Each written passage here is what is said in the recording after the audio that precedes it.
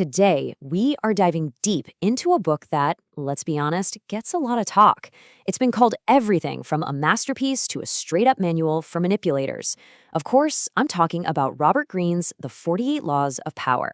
So, is it a dangerous guide, or is it actually an essential tool for surviving in the world we live in? Let's get into it and find out. So, let's just kick things off with a huge question, one that really gets to the core of this whole thing. What if power isn't some position you hold, like a fancy title or a corner office, but what if it's a game? A game that you are already playing right now, whether you even know it or not. And that right there, that's the central idea. Greene's whole point is that these power dynamics are constantly at play in literally every human interaction. It's not about being good or evil.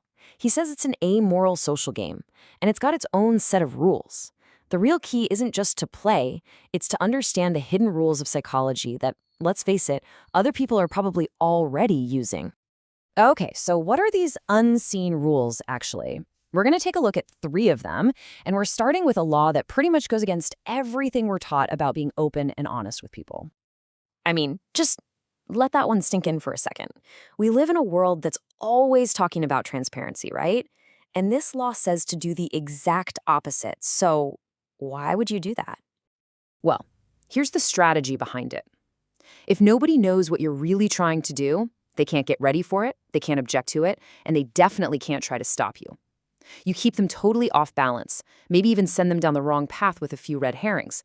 By the time they figure out what your real plan is, you're already across the finish line. It's all about pure strategic advantage. Okay, so you've hidden your true motives, but how do you actually get people to go along with your plans?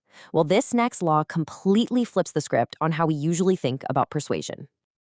Most of us are taught to debate things, to use logic, to argue our case until the other person gives in. But Greene says, in the game of power, that is a huge mistake. See, it all comes down to basic psychology. When you argue with someone, you immediately put them on the defensive. Even if you win the argument, you've probably just created some resentment. An action, though, a real tangible result that people can see with their own eyes, that's undeniable. It just bypasses their ego completely. You're not telling them you're right, you are showing them. And that is way, way more powerful. All right, our final law for today deals with that moment of truth. You've concealed your intentions, you're ready to act instead of argue. But how you take that action is every bit as important as what you're actually doing. And let's be clear, this isn't about just being reckless. It's about projecting this feeling of absolute, unshakable confidence when you finally make your move. It is all about perception. Because think about it. When you hesitate, you're basically broadcasting your own uncertainty. And that's like an open invitation for other people to doubt you and to challenge you. But boldness? Boldness commands attention. It creates this aura of power that makes your success seem like it's inevitable. And honestly, that often becomes a self-fulfilling prophecy. And here's the really wild part. If you make a mistake, don't apologize or back down. Double down with even more audacity. So after hearing these laws, I get it. It's easy to feel a little cynical about all this. But the point isn't necessarily to become this master manipulator. It's about understanding the rules. You have to think of this knowledge as a tool. And this tool, it really has 2 sides. On one hand, just understanding these laws is your best defense. You can start to recognize when someone is trying to manipulate you, when they're hiding their real intentions, or trying to outmaneuver you. But on the other hand, it can be used for offense, to help advance your own goals and influence things. How you decide to use it, that's on you.